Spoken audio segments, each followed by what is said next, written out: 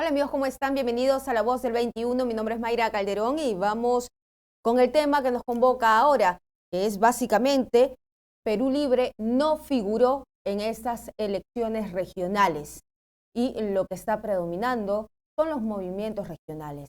Estamos ya conectados vía telefónica y también estamos hablando con el doctor Carlos Basorillo, analista político, que ya se encuentra conectado con nosotros. ¿Cómo está? Buenas tardes, Mayra. Un gusto estar en Perú 21.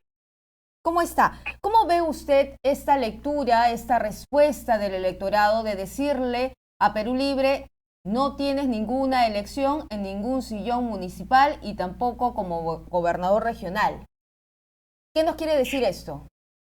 Bueno, no había que ser muy adivino o tener una bola de cristal para saberlo. Yo escribí un artículo el miércoles pasado señalando que Perú Libre no había logrado siquiera inscribir candidatos en su baluarte, entre comillas. No había logrado inscribir candidatos en Ayacucho, en Huancavelica, y me parece que me estoy olvidando en Apurímac, que son bastiones izquierdistas, ni siquiera inscrito candidato, ni siquiera participó. Y en Cusco y Puno sus candidatos estaban por la pata de los caballos. En el resto del país no iban a sacar nada, evidentemente. Entonces se confirma algo que nos olvidamos. Perú Libre es un partidito minúsculo que tuvo algún éxito en Junín, donde se corrompieron al máximo y por eso la mayoría de sus miembros tienen procesos penales, algunos están presos, y en el 2016, por azar, por esas circunstancias del azar, Castillo, que les iba a ser útil para conseguir quizás algunos curules, logró enganchar con un sector del electorado y luego tuvo un poquito de menos resistencias que Keiko Fujimori, es decir, ambos tenían muchas resistencias, pero él tenía un poquito más menos resistencias y por eso fue presidente. Bueno, con los resultados que sabemos tenemos para el país. Pero, digamos, no era una sorpresa mayor. Perú Libre demuestra lo que es, nada, básicamente. Esta idea de que Perú Libre representa el anhelo de todo el pueblo peruano por una asamblea constituyente queda absolutamente fuera de todo sentido. También le ha ido mal al resto de la izquierda, Claro. muy mal. Verónica Mendoza ni siquiera pudo inscribir un partido para las elecciones, para presentarse a estas elecciones.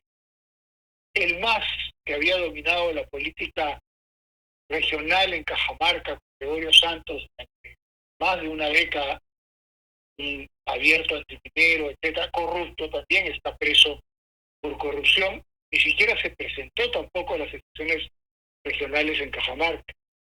Y por supuesto Perú Libre tampoco tuvo candidato al gobierno regional en Cajamarca. Entonces estamos hablando frente a una gran mentira que de alguna manera quienes conocemos un poco de la historia electoral del Perú sabíamos que era así, que ahora se corrobora, ¿no? No tienen nada, no tienen nada. Y esto es importante para la política nacional, porque ya, para empezar, no hay ningún pedestal desde el cual puedan hablar los libres. Entonces Han podemos caído, decirlo así textual, Perú Libre es una gran mentira.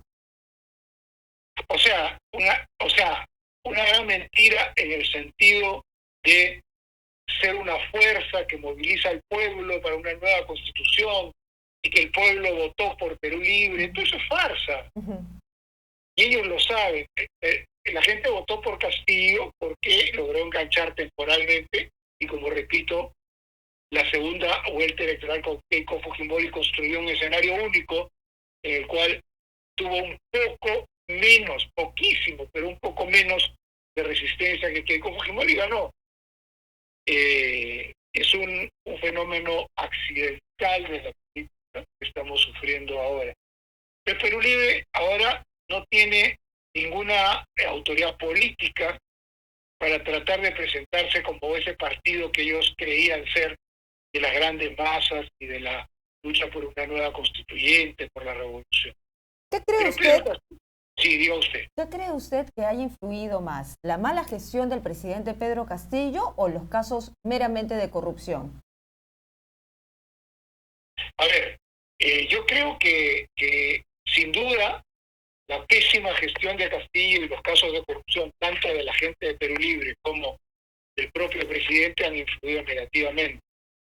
Pero lo que quiero sostener es una tesis que va más allá, que nunca fueron un partido político importante.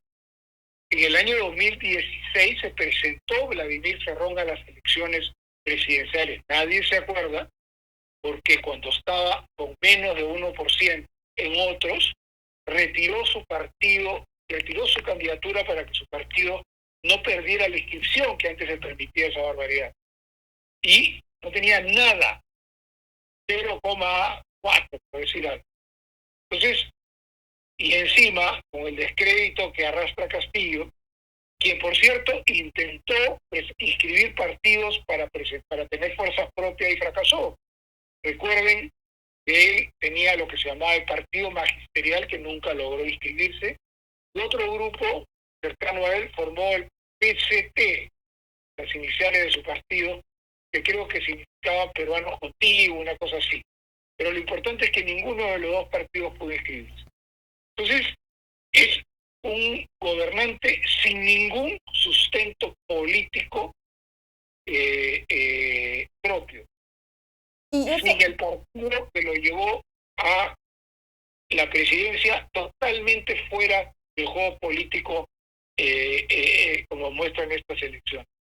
Y ese mismo rechazo que nosotros hemos visto a través de las votaciones donde Perú Libre no figura, se podría también interpretar en lo que ha sucedido, por ejemplo, en Lima, donde el grueso de la gente ha votado por Rafael López Aliaga versus a Podemos, que lo podrían asociar con una cercanía al gobierno. ¿Es así? ¿Usted lo ve así? A ver, yo quiero, o sea, nosotros, haciendo un análisis cuidadoso, sabemos que Podemos a veces vota con el gobierno, o algunos de ellos. Pero la gente no ha votado ha votado por el señor López Aliaga porque lo considera el más opositor a Castillo, el partido más opositor a Castillo. Esa es la lectura correcta. Y si Urresti estuvo tan cerca, no es porque lo consideren cercano a Castillo, sino, de hecho, el señor Urresti lo dijo en campaña, no tengo ninguna cercanía con el Castillo. Él obtuvo la votación que tiene por el mensaje y la imagen que arrastra de ser un especialista que iba a solucionar la seguridad ciudadana. Esa era su plataforma única, como se vio en el debate, y no le fue suficiente. Pero el resultado para Castillo en Lima es pésimo. El más opositor, por cierto, acaba de Castillo invitar a los que hayan ganado y el señor López Aliaga ya dijo que no va a ir a Palacio. Entonces, Lima está gobernado por un opositor también. Y no hay ninguna región que esté gobernada por gente pro Castillo. Los resultados son dispersos de distintas maneras y todos, o ninguno, mejor dicho, ha sido elegido por un mensaje político pro Castillo. O sea, está solo, digamos, en el escenario político. ¿Y cómo ve el avance de los movimientos regionales al interior del país? Porque no hemos visto partidos tradicionales. La elección ha sido básicamente en regiones de movimientos. Sí, en todos los lugares, salvo en Lima, la alcaldía provincial, porque en el Callao también son movimientos regionales, y en provincias de Lima también son movimientos regionales. Desde hace 3 o 4 elecciones sucede esto, desde el año 2006, que la inmensa mayoría son ganados por movimientos regionales. Esto no es nuevo, no es nuevo. Se está repitiendo lo que ocurrió en otras elecciones anteriores.